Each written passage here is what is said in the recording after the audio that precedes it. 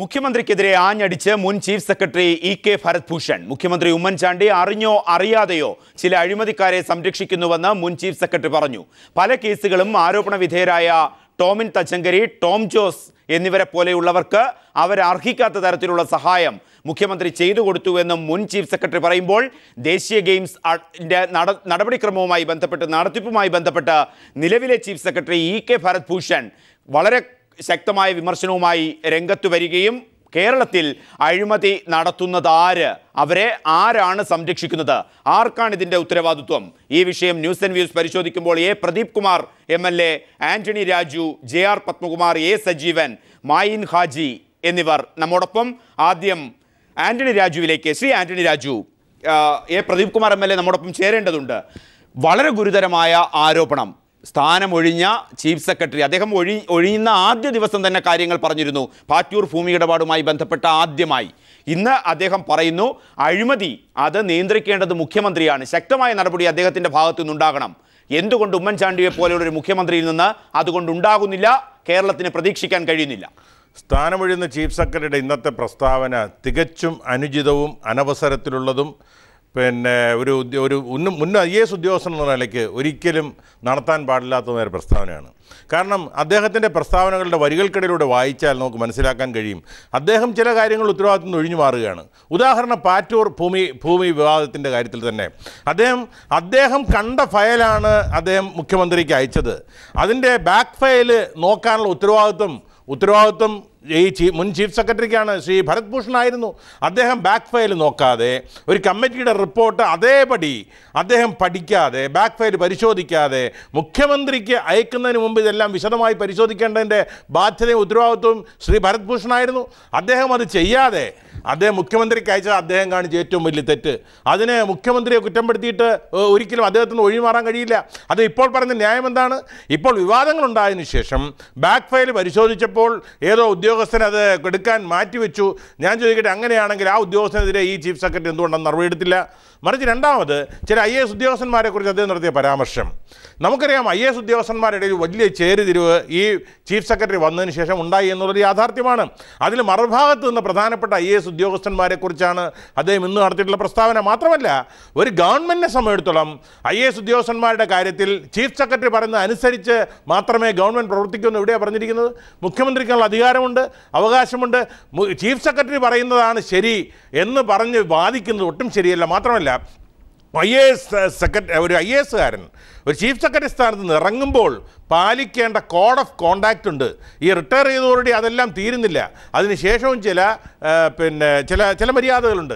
അത് തീർച്ചയായിട്ടും അത് ലംഘിക്കപ്പെട്ടോ എന്ന് ഇക്കാര്യത്തിൽ സംശയമുണ്ട്. ഒരിക്കലും ഇന്ന് മുഖ്യമന്ത്രിക്കെതിരെ അദ്ദേഹം കുറേ നാളുകളായി ചീഫ് സെക്രട്ടറി ആയിരുന്നുകൊണ്ട് അപ്പോഴൊന്നും പറയാത്തത്, അപ്പോഴൊന്നും ഫയലിൽ രേഖപ്പെടുത്താത്ത കാര്യങ്ങളെ ചൂണ്ടിക്കാണിച്ച് ഇപ്പോൾ ഗവൺമെൻറ്റിനെ വിമർശിക്കുന്നത് ഉത്തരവാദിത്തമുള്ള ഒരു ചീഫ് സെക്രട്ടറി ആയിരുന്ന ഉന്നത പദവിയിലിരുന്ന ഒരാൾക്ക്, ഒരു ഉദ്യോഗസ്ഥന് ചേർന്നതല്ല എന്നുള്ളതാണ് എൻ്റെ അഭിപ്രായം. യെസ്, അർത്ഥത്തിൽ മുൻ ചീഫ് സെക്രട്ടറി കഴിയുമ്പോൾ അദ്ദേഹം സ്ഥാനം കഴിയുമ്പോൾ പറയുമ്പോൾ ജിജി തോംസൺ നിലവിൽ പറയുമ്പോൾ JR പത്മകുമാറിലേക്ക് താങ്കളെ ക്ഷണിക്കാൻ വളരെ കാരണം, ഈ ചർച്ചയിലേക്ക് ക്ഷണിക്കാൻ കാരണം, എല്ലാ ആരോപണങ്ങളും ഉന്നയിക്കുമ്പോൾ അത് ഇ.കെ. ഭരത് ഭൂഷൺ ആകട്ടെ, ജിജി തോംസൺ ആകട്ടെ, പ്രതിപക്ഷമാകട്ടെ, ഉന്നയിക്കുന്ന ആവശ്യം CBIയുടെ അന്വേഷണം, കേന്ദ്ര ഏജൻസിയുടെ അന്വേഷണം. അവിടെയാണ് കേരളത്തിൻ്റെ എല്ലാ അഴിമതി ആരോപണങ്ങളും വരുമ്പോൾ പ്രതീക്ഷ വരുന്നത്.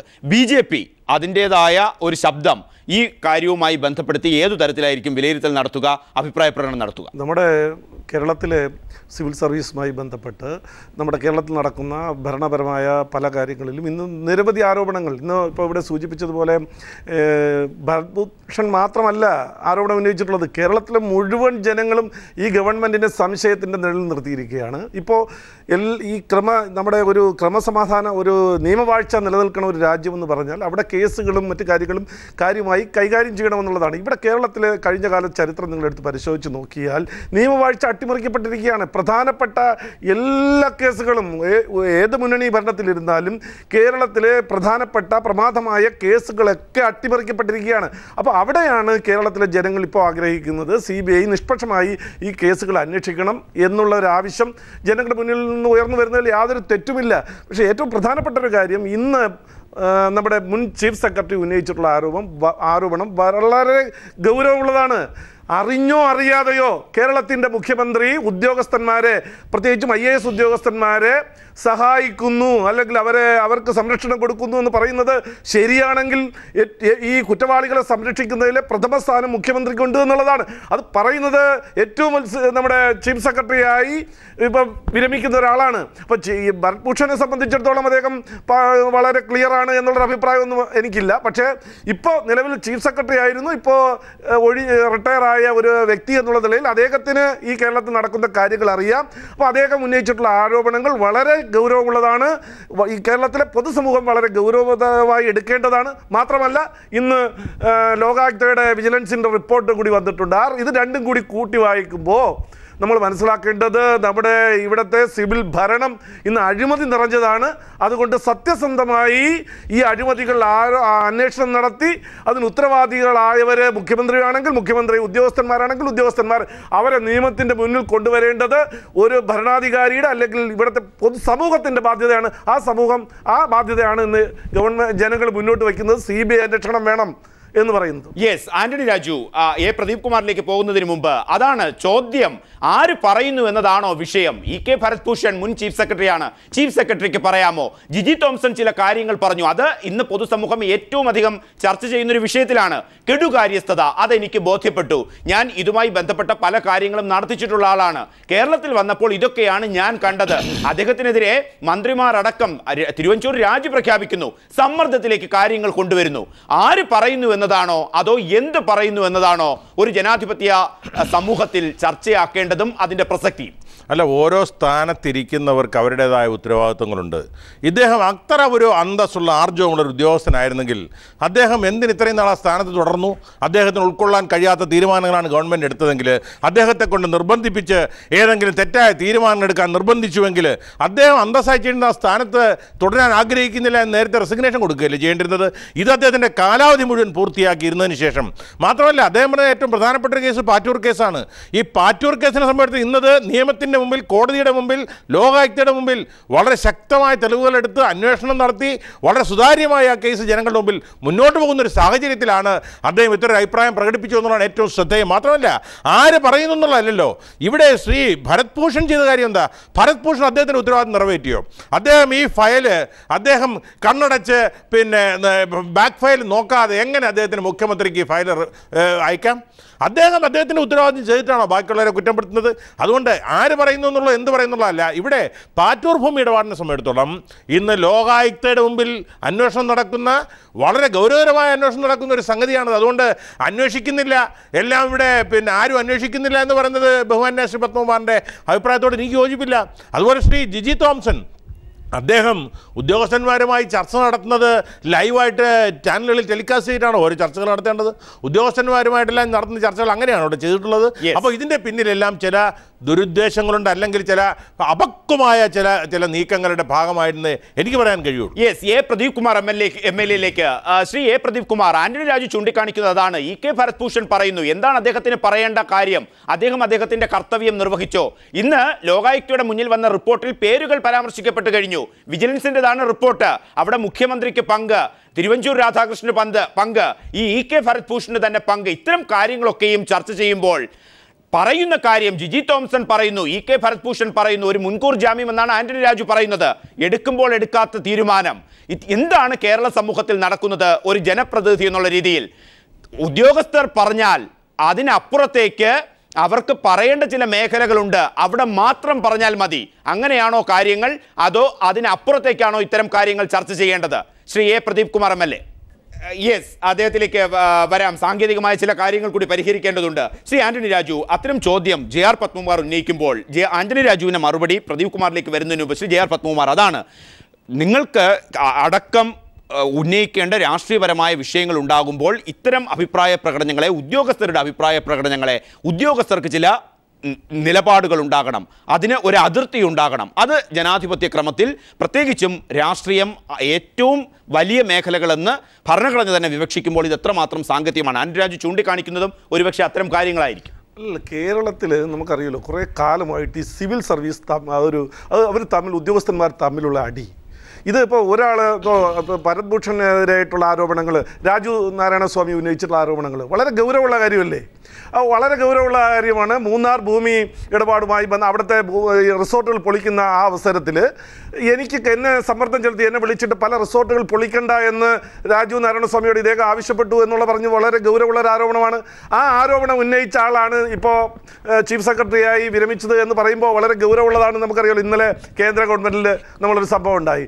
CBI അന്വേഷണവുമായി ബന്ധപ്പെട്ട് ഹോം സെക്രട്ടറി ഇടപെട്ടു എന്ന് പറഞ്ഞ് നിമിഷങ്ങൾക്ക് വാർത്ത പുറത്തു വന്നപ്പോൾ ഹോം സെക്രട്ടറിക്ക് പുറത്തു പോകേണ്ടി വന്നു. പക്ഷേ ഇവിടെ എന്താ സംഭവിച്ചത്? അദ്ദേഹം ചീഫ് സെക്രട്ടറിയായി കാലാവധി പൂർത്തീകരിച്ചു പുറത്തു വന്നിരിക്കുന്നു. അതേപോലെ ഓരോ ഉദ്യോഗസ്ഥന്മാരും നമ്മൾ ഏറ്റവും പ്രധാനപ്പെട്ട ഒരു കാര്യം ആന്റണി രാജു അംഗീകരിക്കുകയോ ഇല്ലേ എന്നുള്ളതല്ല. കേരളത്തിൽ ഈ നമ്മുടെ വികസന പ്രവർത്തനത്തിലെ എല്ലാം അട്ടിമറിക്കുന്ന സംഘടിതമായ ഒരു ബ്യൂറോക്രസി ഉണ്ട്. ആ ബ്യൂറോക്രസി എന്ന് പറയുന്നത് എല്ലാവരും ഞാൻ പറയുന്നില്ല, അടച്ചാക്ഷേപിക്കുന്നില്ല. IAS എന്നുള്ള ഈ 3 അക്ഷരം അടങ്ങിയിട്ടുള്ള ഒരു മോസ്റ്റ് മിൽട്ടൺ ട്രേഡ് യൂണിയൻ ഉണ്ട്. അവർക്ക് നോക്കുകൂലി കൊടുക്കാതെ ഒരു വികസന പദ്ധതികൾ ഇവിടെ നടക്കില്ല. അതിനൊരു ഏറ്റവും ഉദാഹരണമാണ് മെട്രോ, നമ്മുടെ കൊച്ചി മെട്രോ. ആ കൊച്ചി മെട്രോയുമായിട്ട് വന്നപ്പോൾ അതിന് നേതൃത്വം കൊടുക്കാൻ ശ്രീധരൻ വന്ന സമയത്ത് ഇവിടുത്തെ ഒരു പ്രധാനപ്പെട്ട ഒരു IAS ഉദ്യോഗസ്ഥൻ കേന്ദ്രത്തിന് കത്തയച്ചു. പ്രായം കൂടിയ ആളാണ് അദ്ദേഹത്തിന് ഏതൊന്നും ചെയ്യാൻ കഴിയില്ല. അതൊക്കെ അതിജീവിക്കാൻ കേരളത്തിലെ പൊതുവികാരം അതിനെതിരായി വന്നപ്പോൾ അതിനെ അംഗീകരിച്ചു കൊടുത്തു. അവസാനം എന്താ സംഭവിച്ചത്? പ്രദീപ്, ലോഗോ പ്രകാശനത്തിന് ഇദ്ദേഹത്തിന് വിളിച്ചില്ല, തറക്കല്ലിടപ്പം വിളിച്ചിട്ടില്ല. അപമാനിച്ചു പുറത്താക്കുക എന്നുള്ളത് ഒരു പരിപാടിയായി അവർ ആസൂത്രണം ചെയ്തു. പക്ഷേ അദ്ദേഹം എന്തുകൊണ്ടോ അതിൽ പങ്കാളികളായി. അത് ഞാൻ പറഞ്ഞത് ഒരു മിൽട്ടൺ ട്രേഡ് യൂണിയനാണ് IAS ചില ആളുകൾ. അവർക്ക് നോക്കുകൂലി കിട്ടാതെ ഒരു കാര്യവും നടക്കില്ല. ഇതിനെയാണ് പൊളിക്കേണ്ടത്. നമ്മുടെ കേരളത്തിൻ്റെ വികസന പ്രവർത്തനങ്ങൾ മുന്നോട്ട് പോകണമെങ്കിൽ ഈ മിൽട്ടൺ ട്രേഡ് യൂണിയനെ പൊളിക്കണം. അതിന് അവരിപ്പോൾ ജാതി ഉപയോഗിക്കുന്നുണ്ട്, പിടിച്ചു നിൽക്കാൻ രാഷ്ട്രീയത്തിന് ഉപയോഗിക്കുന്നുണ്ട്, മതത്തിന് ഉപയോഗിക്കുന്നുണ്ട്. ഇത് മാറ്റിയിട്ട് രാജ്യ താല്പര്യം മാത്രം മുന്നിൽ വച്ചുകൊണ്ട് ഒരു ഭരണ സംവിധാനം, രാഷ്ട്രീയ നേതൃത്വത്തിന് ഒരു ഇച്ഛാശക്തി ഉണ്ടാവണം. എങ്കിൽ മാത്രമേ ഇത് മുന്നോട്ട് കൊണ്ടുപോകാൻ കഴിയൂ.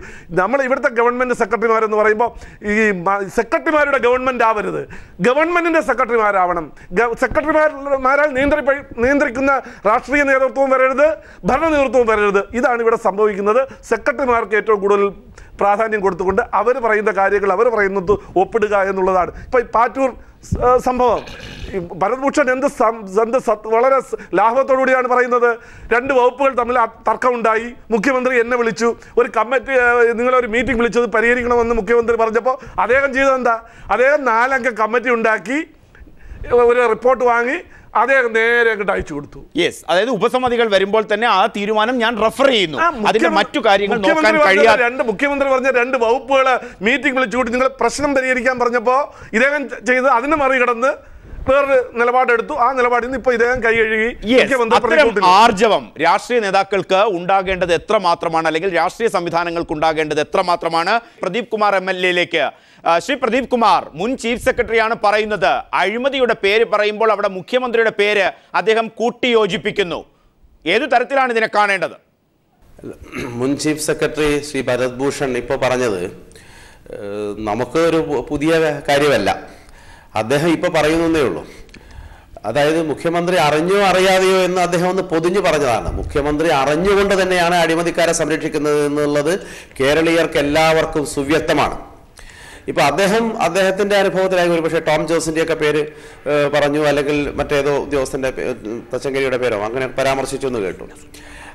ഏത് ഉദ്യോഗസ്ഥരെന്നല്ല, ഉദ്യോഗസ്ഥരെ മാത്രമല്ലല്ലോ, അഴിമതിക്കാരായിട്ടുള്ള എല്ലാവരെയും മുഖ്യമന്ത്രി സംരക്ഷിക്കുകയാണല്ലോ. മന്ത്രിമാരെ സംരക്ഷിക്കുന്നു, അതുപോലെ തന്നെ സമൂഹത്തിലെ വലിയ അഴിമതിയുടെ ലോബികളെ സംരക്ഷിക്കുന്നു, അവരുടെയൊക്കെ സംരക്ഷകരായി വരുന്നു. പലപ്പോഴും നിയമസഭയിൽ ഈ ഉദ്യോഗസ്ഥർക്കെതിരായി പ്രതിപക്ഷം വസ്തുതകൾ വെച്ചുകൊണ്ടുള്ള ആക്ഷേപങ്ങൾ ഉന്നയിച്ച സന്ദർഭത്തിൽ ഈ മുഖ്യമന്ത്രി പരസ്യമായി തന്നെ നിങ്ങൾ ഉദ്യോഗസ്ഥനെ കുറ്റപ്പെടുത്തേണ്ട, ഞാൻ പറഞ്ഞിട്ടാണ് അവരത് ചെയ്തത്, ഞാനാണ് അതിന് ഉത്തരവാദി എന്ന് പരസ്യമായി അദ്ദേഹം പറഞ്ഞല്ലോ. എനിക്കൊരു അനുഭവം ഉണ്ടായിരുന്നു. ഇവിടെ നമ്മുടെ നിർമ്മൽ മാധവൻ എന്ന് പറഞ്ഞൊരു വിദ്യാർത്ഥി കോഴിക്കോട് എഞ്ചിനീയറിംഗ് കോളേജിൽ നിയമവിരുദ്ധമായി പ്രവേശനം നേടി.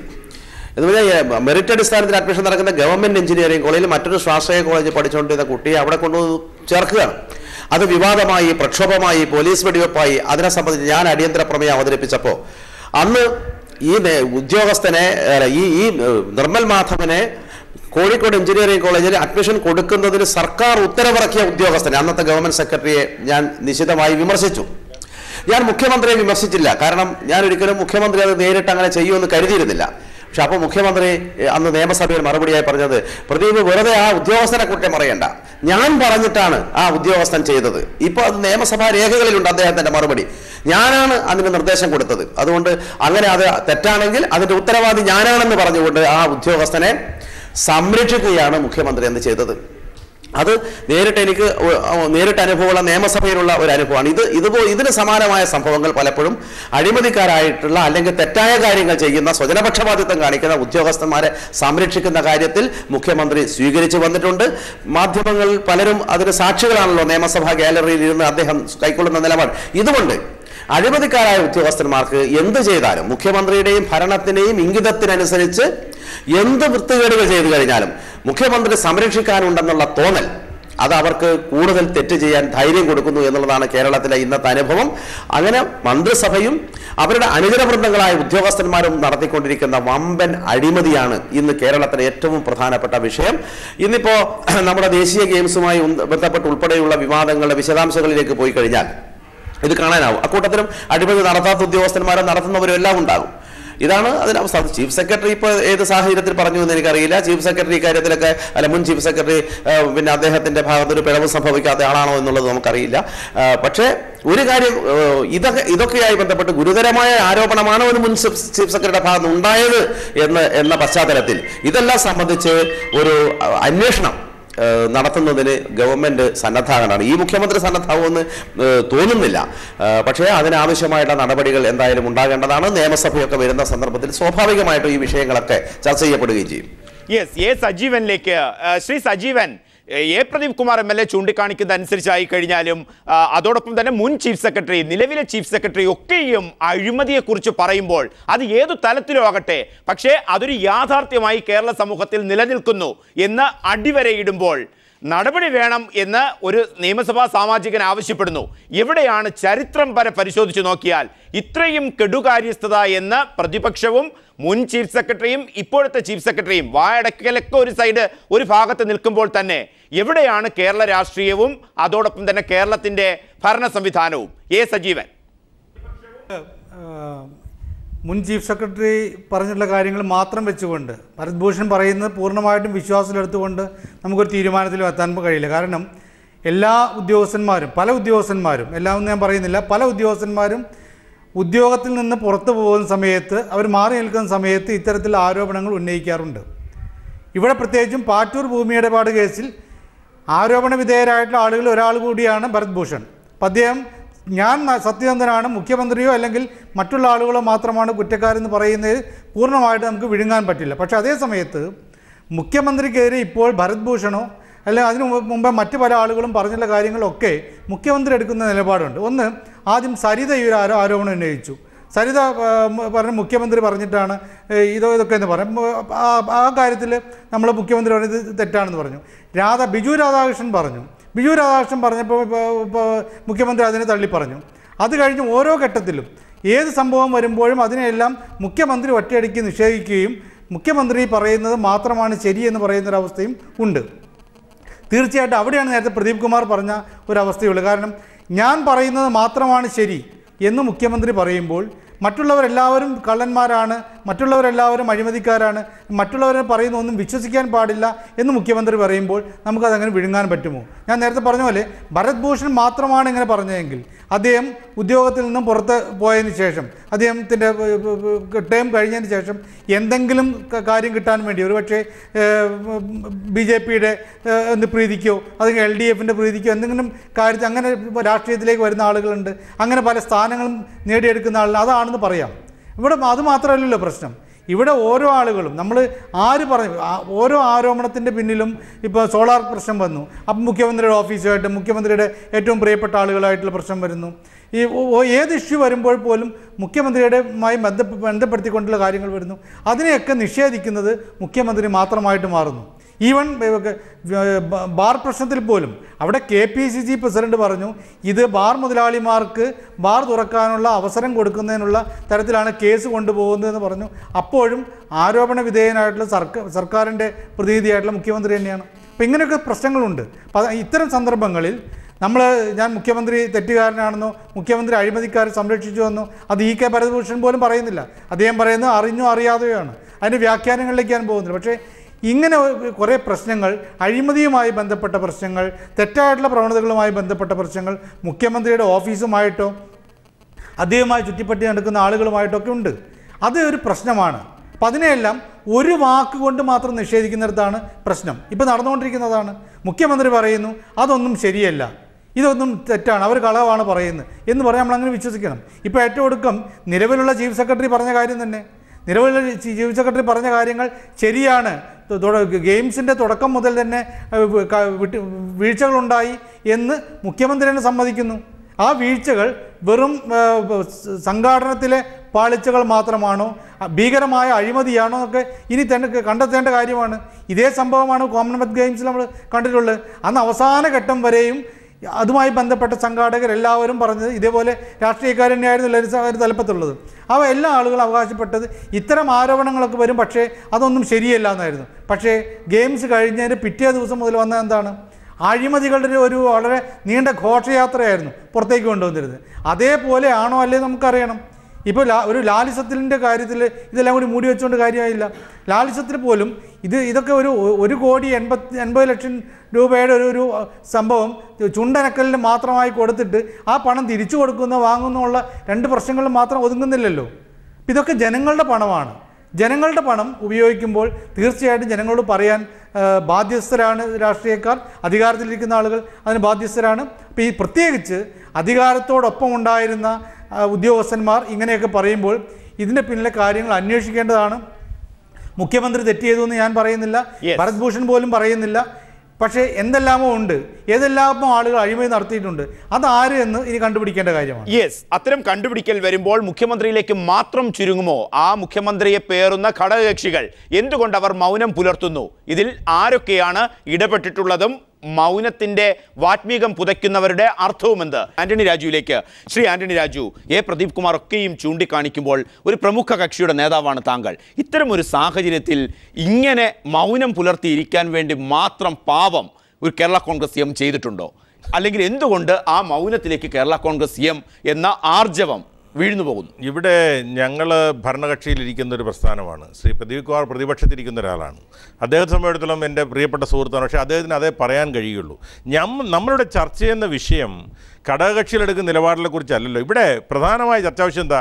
കഴിഞ്ഞ 1.5 വർഷക്കാലം ചീഫ് സെക്രട്ടറി ആയിരുന്നു കൊണ്ട് ഈ ഗവൺമെൻറ് എടുത്ത എല്ലാ തീരുമാനങ്ങളും ശരിയോ തെറ്റോ ആയിക്കോട്ടെ, ആ തീരുമാനങ്ങളെല്ലാം നടപ്പിലാക്കുന്നതിന് മുമ്പിൽ നിന്ന് ഉത്തരവിറക്കിയ ആളാണ് ഈ ചീഫ് സെക്രട്ടറി. അദ്ദേഹത്തിന് അതല്ലേ ചെയ്യാൻ പറ്റുള്ളൂ. കാരണം ജിജി തോംസൺ ഒരു വസ്തുത വെളിപ്പെടുത്തിയപ്പോൾ മന്ത്രിസഭാ യോഗത്തിലും മറ്റുമുണ്ടായ കോലാഹലങ്ങൾ പുറത്തു വരുന്നുണ്ട്. അങ്ങനെ ഒരു ഉദ്യോഗസ്ഥന് എത്രമാത്രം ചെയ്യാൻ കഴിയും? അവിടെ ഇരിക്കും, ആ സ്ഥാനത്തിരിക്കും. അതാ ഞാൻ പറയുന്നത്. ചീഫ് സെക്രട്ടറി എന്ന് പറയുന്നത് ഈ ക്യാബിനറ്റിൽ മന്ത്രിമാരോടൊപ്പം പങ്കെടുക്കാൻ അവകാശവും അധികാരമുള്ള ഏക ഉദ്യോഗസ്ഥനാണ് ചീഫ് സെക്രട്ടറി. അദ്ദേഹത്തിന് പറയാനുള്ള വേദികളുണ്ട്. ആ വേദിയിൽ പറയാതെ, അല്ലെങ്കിൽ അവിടെ ആ ഫയലുകളിൽ കുറിക്കാതെ, ഇതിനെല്ലാം അങ്ങനെ തെറ്റുകൾ ഉണ്ടായിട്ടുണ്ടെങ്കിൽ അതിനെല്ലാം പ്രധാന ഉത്തരവാദി അദ്ദേഹമല്ലേ? അപ്പോൾ അതൊന്നും ചെയ്യാതെ കഴിഞ്ഞ 1.5 വർഷക്കാലം ഈ സ്ഥാനത്തിരുന്നു കൊണ്ട് ഒരക്ഷരം മിണ്ടാതെ ഇതിനെല്ലാം തെറ്റുകളുണ്ടെങ്കിൽ കൂട്ടുനിന്നു എന്ന് ഞാൻ പറയുന്നു. കൂട്ടുനിന്ന ഒരാൾ ഇപ്പോൾ 1.5 വർഷം കഴിഞ്ഞത് പറയാനുള്ള ചേതോവികാരം ഇപ്പോൾ എന്തുണ്ടായി?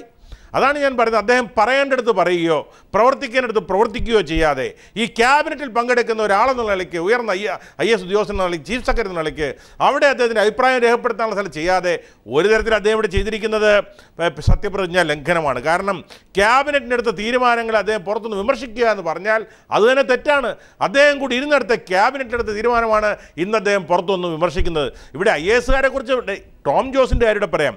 ചീഫ് സെക്രട്ടറിയും ടോം ജോസുമായിട്ടുള്ള വിരോധം ഇവിടെ എല്ലാവർക്കും അറിയാം. കഴിഞ്ഞ അസോസിയേഷൻ്റെ പ്രധാനപ്പെട്ട ഒരാളാണ് ടോം ജോസ്. ഈ ചീഫ് സെക്രട്ടറിക്കെതിരെ അവർ നിവേദനമായി പോയതെല്ലാം നമ്മൾ കണ്ടതാണ്. അപ്പോൾ ഇത് വ്യക്തിവിരോധം തീർക്കാൻ, IAS-കാരുടെ പക തീർക്കാൻ വേണ്ടി നടത്തുന്ന ഒരു അഭ്യാസമായിട്ട് കൂടി ഇതിനെ കാണേണ്ടതുണ്ട്. ഇവിടെ എൻ്റെ സുഹൃത്ത് പത്മകുമാർ പറഞ്ഞു, ഇത് കേരളത്തിലെ IAS-കാരെല്ലാം ഏതാണ്ട് എനിക്ക് അഭിപ്രായമില്ല. IAS-കാരിൽ ബഹുഭൂരിപക്ഷം നല്ല മിടുക്കന്മാരാണ്, കഴിവുള്ളവരാണ്, സത്യസന്ധരാണ്. മാത്രമല്ല ഈ IAS-കാരെന്ന് പറഞ്ഞാൽ കേരളത്തിൽ മാത്രമുള്ളവരല്ല, ഇന്ത്യ ഒട്ടാകെ BJP ഭരിക്കുന്ന സംസ്ഥാനങ്ങളിലും എല്ലാം ഉള്ളവരാണ് IAS-കാര്. ആ വിഷയം നിൽക്കുമ്പോൾ തന്നെ ശ്രീ ആന്റണി രാജു, അതിലേക്ക് വരാൻ JR പത്മകുമാർ, അദ്ദേഹം ചൂണ്ടിക്കാണിക്കുന്ന വിഷയങ്ങൾ കേരള കോൺഗ്രസ് എം അഡ്രസ് ചെയ്യുന്നുണ്ടോ? വളരെ ഗുരുതരമായ ആരോപണമല്ലേ ഒരു ജനാധിപത്യ സംവിധാനത്തിൽ അദ്ദേഹം ഞാൻ ചോദിക്കട്ടെ, അദ്ദേഹം ചൂണ്ടിക്കാണിച്ചതിൽ ഏറ്റവും സുപ്രധാനമായ ആരോപണം എന്താ? പാറ്റൂർ ഭൂമി ഇടപാടിനെ കുറിച്ചല്ലേ? ഈ പാറ്റൂർ ഭൂമി ഇടപാടിനെ കുറിച്ച് അതിനപ്പുറത്തേക്കാണ് അതിന്റെ വ്യാപ്തി. അഴിമതിയെ കുറിച്ച് വളരെ ശക്തമായ ധീരമായ നിലപാട് ഭരണത്തിന് നേതൃത്വം നൽകുന്ന മുഖ്യമന്ത്രി എടുക്കണം. അതെ, അതിനെക്കുറിച്ച് അദ്ദേഹം പ്രധാനമായി ഉദാഹരണമായി ചൂണ്ടിക്കാണിച്ചത് പാറ്റൂർ ഭൂമി ഇടപാടാണ് ഏറ്റവും പ്രധാനമായിട്ട്. പക്ഷെ പാറ്റൂർ ഭൂമി ഇടപാടിൽ ഈ സെക്രട്ടറി അല്ലേ അങ്ങനെയാണെങ്കിൽ ഒന്നാം പ്രതി ആകേണ്ടത്? കാരണം മുഖ്യമന്ത്രി തെറ്റിദ്ധരിപ്പിക്കുകയില്ല ഇദ്ദേഹം എന്തുകൊണ്ടാണ് ഫയൽ ശരിയാവണ്ണം പഠിച്ച് മനസ്സിലാക്കി ഇപ്പോൾ പറയുന്നത് ഞാൻ അതിൻ്റെ ബാക്ക് ഫയൽ നോക്കിയില്ല, നോക്കാനുള്ള ഉത്തരവാദിത്തം മുഖ്യമന്ത്രിക്കാണോ? അല്ല, ചീഫ് സെക്രട്ടറി എന്ന നിലയ്ക്ക് അദ്ദേഹത്തിൻ്റെ ഉത്തരവാദിത്തം അദ്ദേഹം നിർവഹിച്ചു എന്നുള്ള ആദ്യം പറയട്ടെ. അദ്ദേഹം ചെയ്യേണ്ട കാര്യം ചെയ്യാതെ അദ്ദേഹം മുഖ്യമന്ത്രിയെ നൽകേണ്ട വിവരങ്ങൾ, എഴുതി കൊടുക്കേണ്ട വിവരങ്ങളെല്ലാം പൂർണ്ണമായി കൊടുക്കാതെ മുഖ്യമന്ത്രിക്ക് പൂർണ്ണ വിവരം നൽകാതിരുന്നതിൻ്റെ ഫലമായിട്ടാണ് മുഖ്യമന്ത്രിയുടെ മുമ്പിൽ ചീഫ് സെക്രട്ടറി എഴുതി കൊടുത്ത നോട്ട് മാത്രമേ ഉള്ളൂ. അദ്ദേഹം അത് പരിശോധിക്കുന്നു, അദ്ദേഹം ഉത്തരവിടുന്നു. അദ്ദേഹം എങ്ങനെയാണ് പ്രതിയാകാൻ കഴിയുക? മാത്രമല്ല അതേക്കുറിച്ച് ഇപ്പോൾ സുതാര്യമായ ഒരു അന്വേഷണം ഈ ഗവൺമെൻറ് തന്നെ കീഴിലുള്ള വിജിലൻസിലെ അന്വേഷിക്കുന്നത്. അപ്പോൾ ഈ ഗവൺമെൻറ് എങ്ങനെ കുറ്റപ്പെടുത്താൻ കഴിയും? ഈ ഗവൺമെൻറ് കീഴിലുള്ള IPS ഉദ്യോഗസ്ഥനാണല്ലോ വിജിലൻസിൻ്റെ ഇപ്പോഴത്തെ അഡീഷണൽ DGP ADGP, അദ്ദേഹമാണല്ലോ ഇപ്പോൾ ഇത് കണ്ടെത്തിയെന്ന് പറയുന്നത്. അപ്പോൾ ഈ ഗവൺമെൻറ് അഴിമതി കണ്ടാൽ അതിനെ ചോദ്യം ചെയ്യാൻ, അന്വേഷിക്കാൻ, നടപടിയെടുക്കാൻ തയ്യാറാകുന്നു എന്നുള്ളതിൻ്റെ ഒരു ഉദാഹരണമാണ് പാറ്റൂർ ഭൂമി ഇടപാടിൽ ഇപ്പോൾ പുറത്തു വന്നുകൊണ്ടിരിക്കുന്ന വിവരങ്ങൾ. അതിന് മുഖ്യമന്ത്രിയോ ഗവൺമെന്റിനെയോ ഘടകകക്ഷികളെയോ കുറ്റപ്പെടുന്ന യാതൊരു അർത്ഥവുമില്ല. JR പത്മകുമാർ, അതിനെ ആ അർത്ഥത്തിൽ തന്നെയാണോ കാണേണ്ടത്? അല്ല, ഞാൻ നേരത്തെ പറഞ്ഞത് എല്ലാ IAS-കാരും മോശമെന്നുള്ള അർത്ഥത്തിലല്ല.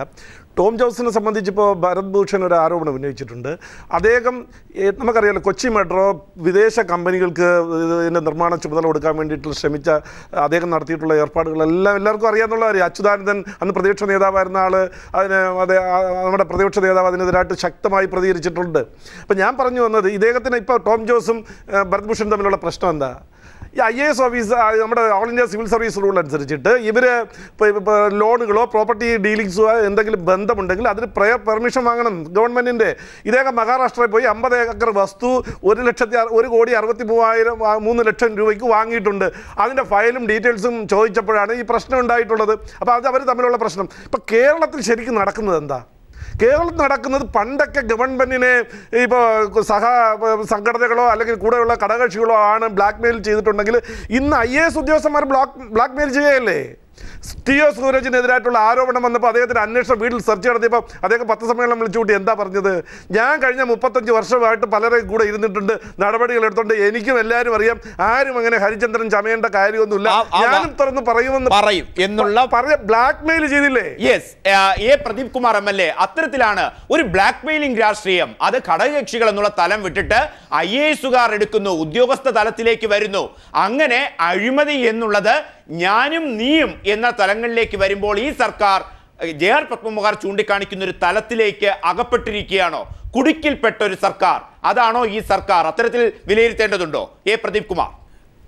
ഈ കുരുക്കിൽപ്പെടുക എന്നൊക്കെ പറയുന്നത് അബദ്ധത്തിൽ ചെന്നപ്പെടുക, ബോധപൂർവം അല്ലാതെ ചെന്നപ്പെടുക, ഇതൊക്കെയാണല്ലോ നമ്മളൊരു കെണിയിൽ പെട്ടുപോവുക. ഇതങ്ങനെയല്ലല്ലോ. ഇത് വളരെ ബോധപൂർവം ഈ ഗവൺമെന്റ് ഇനിയൊരിക്കലും ഇവർക്ക് അധികാരത്തിൽ വരാനാവില്ല എന്ന നിലയിലേക്ക് ഇതിന്റെ വിശ്വാസ്യത നഷ്ടപ്പെട്ട് ജനങ്ങളിൽ നിന്ന് ഒറ്റപ്പെട്ട് ജനങ്ങൾ വെറുക്കപ്പെട്ട് നിൽക്കുന്നുണ്ട്. അത് ഇന്ന് കേരളത്തിലെ അങ്ങാടിയിലും പിന്നെ നാട്ടുമ്പുറത്തൊക്കെ ഇറങ്ങി നടക്കുന്ന ആർക്കും മനസ്സിലാവും. കഴിഞ്ഞ തെരഞ്ഞെടുപ്പിൽ ഇവർക്ക് വോട്ട് ചെയ്തവരുടെ തന്നെ പ്രതികരണങ്ങൾ നോക്കിയാൽ. ഈ സാഹചര്യത്തിൽ പിന്നെ പൊതു ഖജനാവിനെ ആവോളം മോഷ്ടിച്ചു കൊണ്ടുപോകുക എന്ന നിലപാട് എല്ലാ വകുപ്പും മന്ത്രിമാരും സ്വീകരിച്ചുകൊണ്ടിരിക്കുകയാണ്. അതിൽ ആ മിനിമം പരിപാടി ഇവിടെ തമ്മിൽ യോജിപ്പാണ്. വിവിധ ഘടകകക്ഷികൾ തമ്മിലൊക്കെ കടുത്ത ശത്രുതയാണ്. കോൺഗ്രസിനകത്ത് തന്നെ വിവിധ ചേരികളും ഗ്രൂപ്പുകളും തമ്മിൽ പൊരിഞ്ഞ പോരാണ്. പക്ഷേ ഒരു കാര്യത്തിൽ ഈ അധികാരം 5 വർഷക്കാലം ഏത് വിധേനയും നിലനിർത്തി കൊണ്ടുപോകണം. കാരണം ഓരോ ഗ്രൂപ്പിനും ഓരോ ഘടകകക്ഷിക്കും ആകാവുന്നതൊക്കെ കൈയിട്ട് വാരി കൊണ്ടുപോകണം. ഈ മിനിമം പരിപാടികൾ യോജിപ്പാണ്. അതിൽ ഇവരോടൊപ്പം നിൽക്കുന്ന ഒരു കൂട്ടം ഉദ്യോഗസ്ഥന്മാരുണ്ട്. ഇവിടെ പറഞ്ഞ പോലെ ഭൂരിപക്ഷം IAS ഉദ്യോഗസ്ഥന്മാരും പൊതുവെ നല്ലവരും അഴിമതിയില്ലാത്തവരും ഉദ്യോഗസ്ഥ ദുഷ്പ്രഭുത്വപരമായ ചില പെരുമാറ്റങ്ങളോ അഹങ്കാരമൊക്കെ കാണിക്കുമെങ്കിലും അഴിമതിയില്ലാത്തവരൊക്കെ ഉണ്ട്. പക്ഷേ അഴിമതിയുടെ ആചാര്യസ്ഥാനീയരായ ആൾക്കാരുമുണ്ട്. ഇവർ പരസ്പരം സഹകരിച്ചു നിൽക്കുന്നു. അവരെ മുഴുവൻ സംരക്ഷിക്കുന്ന നിലപാട് മുഖ്യമന്ത്രി സ്വീകരിക്കുന്നു. അഴിമതിക്കാരായിട്ടുള്ള മന്ത്രിമാരെ സംരക്ഷിക്കുന്ന നിലപാട് സ്വീകരിക്കുന്നു. ഇപ്പം നമ്മൾ കഴിഞ്ഞ ഒരുപാട് ദിവസം ചർച്ച ചെയ്ത് വീണ്ടും ആവർത്തിക്കേണ്ട എന്നുള്ളത് കൊണ്ടാണ് ഞാൻ പറയാത്തത്. അഴിമതിക്കാരായിട്ടുള്ള ആളുകളെ എല്ലാം പൂർണ്ണമായിട്ട് സംരക്ഷിക്കുകയല്ലേ ഈ ധനമന്ത്രിയാണെങ്കിലും മറ്റുള്ളവരാണെങ്കിലും ഒക്കെ ഈ ഗവൺമെന്റും മുഖ്യമന്ത്രിയും ചെയ്യുന്നത്. അപ്പോൾ മുഖ്യമന്ത്രി യഥാർത്ഥത്തിൽ കേരളം ഇതുവരെ കണ്ട മുഖ്യമന്ത്രിമാരിൽ നിന്നൊക്കെ വ്യത്യസ്തമാണ്. നേരത്തെ അഴിമതി ആരോപണ വിധേയരായവരുണ്ടായിരുന്നു, പാമ്പുവിൻ കേസ്, കെ കരുണാകരനൊക്കെ. പക്ഷെ അദ്ദേഹമൊക്കെ ജനാധിപത്യത്തിൽ എന്തെല്ലാം പറഞ്ഞാലും ഒരു ധാർമ്മികതയുടെ ഒരു അംശം, ഒരു മൂല്യത്തിൻ്റെ ഒരു അംശം അവരൊക്കെ ഉയർത്തിപ്പിടിച്ചിരുന്നു. UDF പോലും കേരള രാഷ്ട്രീയ രംഗത്ത് ഒരു എന്താ പറയുക ജനാധിപത്യത്തിൻ്റെയും അതുപോലെ ചില മൂല്യങ്ങളുടെയൊക്കെ തന്നെ ചില ലക്ഷണങ്ങൾ കാണിക്കുകയോ അല്ലെങ്കിൽ അതിൻ്റെ ഒരു അംശം ഉയർത്തിപ്പിടിക്കുകയോ ചെയ്തിരുന്നു. അതിൻ്റെ ഭാഗമായിട്ടാണ് പല കാര്യങ്ങളിലും ധാർമ്മിക ഉത്തരവാദിത്വമൊക്കെ ഏറ്റെടുത്ത് ചിലർ രാജിവെക്കുകയൊക്കെ ചെയ്തത്. പക്ഷെ ഇപ്പോഴോ ഈ മുഖ്യമന്ത്രി കേരളം കണ്ട മറ്റെല്ലാ മുഖ്യമന്ത്രിമാരിൽ നിന്ന് വ്യത്യാസമാണ്. ഇദ്ദേഹം കേരളത്തിന്റെ ജനാധിപത്യ വ്യവസ്ഥക്ക് വലിയ പ്രഹരമേൽപ്പിക്കുകയാണ്. കാരണം ഒരാളുടെ ഭൂരിപക്ഷം ഉണ്ടെങ്കിൽ ആ ഭൂരിപക്ഷം നിങ്ങൾക്ക് ഒരിക്കലും ഒരു കെട്ടിടം പൊളിക്കണ പോലെയൊന്നും കുത്തിപ്പൊളിക്കാൻ പറ്റില്ല. അത് ആ ഭൂരിപക്ഷം സ്വാഭാവികമായിട്ട് ആൾ മാറിയില്ലാതാവണം. പക്ഷേ അതുണ്ടെങ്കിൽ എന്ത് അഴിമതിയും നടത്താം, ആരെയും സംരക്ഷിക്കാം, എന്ത് അഹങ്കാരവും കാണിക്കാം എന്ന നിലപാട് അതിന് യാതൊരു ഇതേവരെ നമ്മൾ ഉയർത്തിപ്പിടിച്ച ഒരു മൂല്യത്തിന് ഒരു പ്രസക്തിയുമില്ല. അതൊക്കെ വെറുതെ 2-4 ദിവസം പത്രങ്ങളും ചാനലുകളും ഒക്കെ ചർച്ച ചെയ്യും, പിന്നെ അതാളങ്ങ് വിസ്മരിക്കും. ഈ നിലപാട്, ഈ ധിക്കാരമാണ് മുഖ്യമന്ത്രി കാണിക്കുന്നത്. ആ നിലയിൽ ഇത് ആരെങ്കിലും ചർച്ച ചെയ്തിട്ടുണ്ടോ എന്ന് എനിക്ക് അറിഞ്ഞുകൂടാ. ഈ യഥാർത്ഥത്തിൽ നമ്മുടെ കേരളത്തിന്റെ ജനാധിപത്യ വ്യവസ്ഥയ്ക്ക് അല്ലെങ്കിൽ ഇവിടുത്തെ ഒരു പാരമ്പര്യത്തിനും സംസ്കാരത്തിനും വലിയ പരിക്കേൽപ്പിക്കുന്ന നിലപാട് മുഖ്യമന്ത്രിയുടെ ഭാഗത്ത് നിന്ന് ഉണ്ടാകുന്നു. അതിന്റെ ഭാഗമായിട്ടാണ് ഇത്. ഈ IAS ഉദ്യോഗസ്ഥന്മാരൊക്കെ തരാതരം പോലെ സംരക്ഷിക്കുകയും അതുപോലെ പിന്തുണക്കുകയൊക്കെ അദ്ദേഹം ചെയ്തിട്ടുണ്ടാവും. നേരിട്ട് തന്നെ നമുക്ക് എല്ലാവർക്കും പല അനുഭവങ്ങളും ഉണ്ടായിട്ടുമുണ്ട്. ആന്റണി രാജുവിലേക്ക് ശ്രീ ആന്റണി രാജു, പ്രദീപ് കുമാർ MLA ചൂണ്ടിക്കാണിച്ച ഒരു വസ്തുതയിൽ നിന്ന് മുഖ്യമന്ത്രി അങ്ങ് പോവുകയാണ്. അവിടെ ഞാൻ എന്ന ഭാവത്തോടു കൂടി ആർജവമുള്ളൊരു പാർട്ടി ഇതുവരെ കേരള കോൺഗ്രസ് M വളരെ ശക്തമായ നിലപാടെടുക്കുമ്പോൾ അത് എടുക്കാൻ കഴിയാത്തൊരു സാഹചര്യത്തിലേക്ക് കേരള കോൺഗ്രസ് M പെട്ടുപോയിട്ടുണ്ടോ? എന്താണ് ഒരു ശക്തിയില്ലാത്തത് ഈ അഴിമതിക്കെതിരെ? ഒരിക്കലുമില്ല. കേരള കോൺഗ്രസ് പാർട്ടി അതിൻ്റേതായ ശക്തി അനുസരിച്ച് തന്നെയാണ് ഞങ്ങളുടെ നിലപാടിൽ എല്ലാ കാര്യത്തിലും എടുത്തിട്ടുള്ളത്. ബഹുമാനപ്പെട്ട മുഖ്യമന്ത്രിയെ സംബന്ധിച്ച് നമ്മളൊരു കാര്യം മനസ്സിലാക്കേണ്ടത്, അദ്ദേഹത്തിൻ്റെ അധികാരങ്ങളുണ്ട്. ഒരു ഗവൺമെൻറ് ഭരണത്തലവൻ എന്നുള്ള നിലയ്ക്ക് അദ്ദേഹത്തിൻ്റെ അധികാര പരിധി വിട്ട് അദ്ദേഹം ചെയ്തിട്ടുള്ള കാര്യം ഏതാണ്? അത് ഉണ്ടെങ്കിൽ ചൂണ്ടിക്കാണിക്കണം. അതിന് നിയമപരമായുള്ള വേദികളുണ്ട്. ഇപ്പോൾ ഇത്രയൊക്കെ ബഹുമാനായ ശ്രീ പ്രദീപ് കുമാർ പറഞ്ഞല്ലോ, ഈ ഗവൺമെൻറ് എടുത്ത ഏതെങ്കിലും കാര്യങ്ങളിൽ ഗവൺമെൻറ് കൈയൊഴിഞ്ഞിട്ടുണ്ടോ? മുഖ്യമന്ത്രി ഇല്ലല്ലോ. അതിൻ്റെ ഉത്തരവാദിത്തങ്ങൾ ഏറ്റെടുക്കാൻ തയ്യാറാകുന്നു ഉള്ളത് തന്നെ ഒരു പ്രത്യേകതയാണ്. മാത്രമല്ല, ഇവിടെ ഇതൊക്കെ ചോദ്യം ചെയ്യാൻ തെറ്റായ നിലപാടുകളെടുത്താൽ, നിയമവിരുദ്ധമായ എന്തെങ്കിലും തീരുമാനങ്ങൾ എടുത്താൽ ഇതൊക്കെ ചോദ്യം ചെയ്യാനുള്ള സംവിധാനങ്ങൾ കേരളത്തിൽ ഫലപ്രദമായി വിനിയോഗിക്കേണ്ടവരാണല്ലോ പ്രതിപക്ഷം.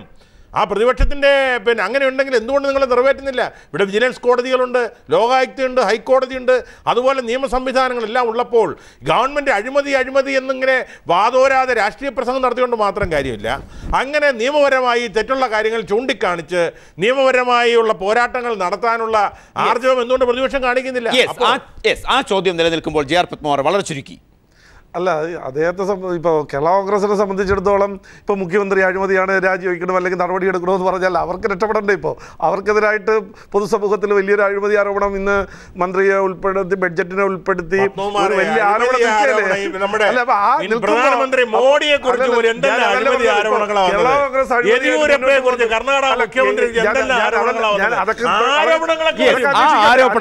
ആരോപണങ്ങൾ തെളിയിക്കപ്പെട്ടിട്ടുണ്ടോ? എങ്ങനെ ആരോപണം ഉന്നയിക്കും? ആദ്യം മറുപടി അതല്ലാതെ ആ ചോദ്യം നിലനിൽക്കുമ്പോൾ ശ്രീ പ്രദീപ് കുമാർ MLA ആ ചോദ്യം അതാണ്. ആർജവമുണ്ട് മുഖ്യമന്ത്രിക്ക്, അതുകൊണ്ട് നടപടികൾ സ്വീകരിക്കുന്നു.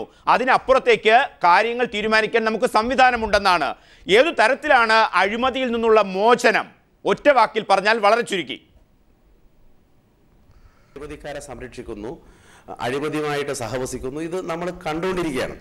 ഇപ്പോൾ നിങ്ങൾ നോക്കൂ, ശ്രീ ആന്റണി രാജുവിൻ്റെ തന്നെ നേതാവ് ശ്രീ KM മാണി ധനമന്ത്രി, അദ്ദേഹത്തിനെതിരെ ഉയർന്നു വന്ന ആക്ഷേപത്തെ തുടർന്ന് നിയമസഭക്കകത്ത് നടന്ന സമരം കോടതി ഇടപെടൽ, ഇതിനെ തുടർന്നാണ് FIR രജിസ്റ്റർ ചെയ്യേണ്ടി വന്നത്. അങ്ങനെ ഒരു FIR രജിസ്റ്റർ ചെയ്താൽ യഥാർത്ഥത്തിൽ ആ മന്ത്രിയെ മുഖ്യമന്ത്രി ഒഴിവാക്കി നിർത്തേണ്ടതല്ലേ? നേരത്തെ രാമചന്ദ്രൻ മാഷും KP വിശ്വനാഥനൊക്കെ രാജിവെക്കുന്ന ഒരു പശ്ചാത്തലം ചില പരാമർശങ്ങളുടെ പേരിലാണ്. അല്ലെങ്കിൽ ചെറിയ ചില സൂചനകളുടെ പേരിൽ, അല്ലാതെ അവരെ ഇപ്പോൾ കെ എം മാണിക്കെതിരെ ഉയർന്നു വന്ന പോലുള്ള ഒരു ആരോപണമോ അല്ലെങ്കിൽ അതുപോലെ ഒരു FIR രജിസ്റ്റർ ചെയ്യപ്പെട്ട കേസിൽ പ്രതിയാവുമെന്ന് ചെയ്ത സാഹചര്യത്തിലല്ല അധികാരത്തിൽ നിന്ന് മാറി തന്ന് അവരൊരു മാതൃക കാണിച്ചത്. അതേപോലെ തന്നെ മുഖ്യമന്ത്രിക്ക് കെ എം മാണിയെ ഉപദേശിക്കാൻ കഴിയാത്തത്, അല്ലെങ്കിൽ അതുപോലെ അദ്ദേഹത്തിന്റെ ആരോപണ വിധേയരായ മറ്റു മന്ത്രിമാരോട് ഈ നിലപാട് സ്വീകരിക്കാൻ കഴിയാത്തത്, ഇവിടെ അദ്ദേഹം സംരക്ഷിക്കുന്ന മുഖ്യമന്ത്രി. അദ്ദേഹം, ഞാൻ പറഞ്ഞില്ലേ, ഭൂരിപക്ഷമുണ്ട് ഗവൺമെന്റിന്, ഇപ്പോൾ ഇവിടെ നിൽക്കുന്നു. അതുകൊണ്ട് തന്നെ ഇക്കാര്യത്തിൽ ഇവരെല്ലാം ഒറ്റക്കെട്ടുമാണ്. PC ജോർജ്, അങ്ങനെ പല തരത്തിൽ വർത്തമാനം പറയുന്ന ആൾക്കാരില്ലേ, അധികാരം പോകാതിരിക്കാൻ ആവോളം കവർന്നു കൊണ്ടുപോകുന്ന കാര്യത്തിൽ ഇവർ ഒറ്റക്കെട്ടാണ്. അതാണ് അദ്ദേഹത്തിന്റെ ധൈര്യം. ആ മിനിമം പരിപാടിയിൽ ഒന്നിച്ചു നിൽക്കുമെന്നും ഇവരുടെ ഓരോരുത്തരുടെയും കള്ളത്തരം പരസ്പരം അറിയാമെന്നും അത് ഞാനും പറയുമേ എന്ന് പറഞ്ഞ് പരസ്പരം ഭീഷണിപ്പെടുത്തി അല്ലെങ്കിൽ ബ്ലാക്ക്മെയിൽ ചെയ്ത് ഇവർ പരസ്പര ബ്ലാക്ക്മെയിലിംഗ് ആണ്. ഈ മന്ത്രിസഭ എന്ന് പറയുന്നത് ബ്ലാക്ക്മെയിലിംഗ് മന്ത്രിസഭ. ഇങ്ങോട്ടും ബ്ലാക്ക്മെയിൽ ചെയ്ത് പരസ്പരം പിടിച്ചു നിർത്തുക. അത് മുഖ്യമന്ത്രിക്ക് അറിയാം, മറ്റാരേക്കാളും അറിയാവുന്നത് കൊണ്ട് ഇവരെ എല്ലാം കടിഞ്ഞാണിട്ട് പിടിച്ച് അദ്ദേഹം നിർത്തുന്നു. അദ്ദേഹം മുഖ്യമന്ത്രി സ്ഥാനത്തിരിക്കുന്നിടത്തോളം ഇത് അവിരാമം തുടരും. അങ്ങനെ ഒരു മുഖ്യമന്ത്രി തുടരുമ്പോൾ ശ്രീ A. സജീവൻ, താങ്കളിലേക്ക് എവിടെയാണ് ജനാധിപത്യ കേരളത്തിന് രക്ഷ? ആ രക്ഷ ഒരു പ്രതീക്ഷ മാത്രമായി തുടരുകയാണോ? A. സജീവൻ പോലും അല്ലാത്ത രീതിയിലാണ് തുടരുന്നതാണ് യാഥാർത്ഥ്യം. ഇപ്പോൾ ആന്റണി രാജു പറഞ്ഞല്ലോ, ആരോപണങ്ങൾ പലതും വരും, ആരോപണങ്ങൾ തെളിയിക്കപ്പെട്ടുവെന്ന്. എങ്ങനെയാണ് തെളിയിക്കേണ്ടത്? ഭരണത്തിലിരിക്കുന്ന ആളുകൾക്കെതിരെ ആരോപണം ഉണ്ടായിരിക്കുക, അവർ തന്നെ നിയോഗിക്കുന്ന ഉദ്യോഗസ്ഥന്മാർ അന്വേഷിക്കുക. സ്വാഭാവികമായിട്ട് അതിൽ തെളിയിക്കപ്പെടില്ല എന്നുള്ള കാര്യം ഉറപ്പാണ്. അപ്പോൾ അത് ഏത് കക്ഷി ഭരിച്ചാലും, UDF ആയാലും LDF ആയാലും കോൺഗ്രസ് ആയാലും BJP ആയാലും ആര് ഭരിച്ചാലും എവിടെ ഭരിച്ചാലും ഉണ്ടാകുന്നൊരു പ്രധാനപ്പെട്ട പ്രശ്നം, ആരോപണ വിധേയൻ തന്നെ അന്വേഷണത്തിന് ഉത്തരവിടുകയും അദ്ദേഹം നിശ്ചയിക്കുന്ന ആളുകൾ, അദ്ദേഹം തിരഞ്ഞെടുക്കുന്ന ഉദ്യോഗസ്ഥന്മാർ അന്വേഷിക്കുകയും ചെയ്യുന്നൊരവസ്ഥയാണ് ഇപ്പോൾ ഇവിടെ മൊത്തമായിട്ട് കാണുന്നത്.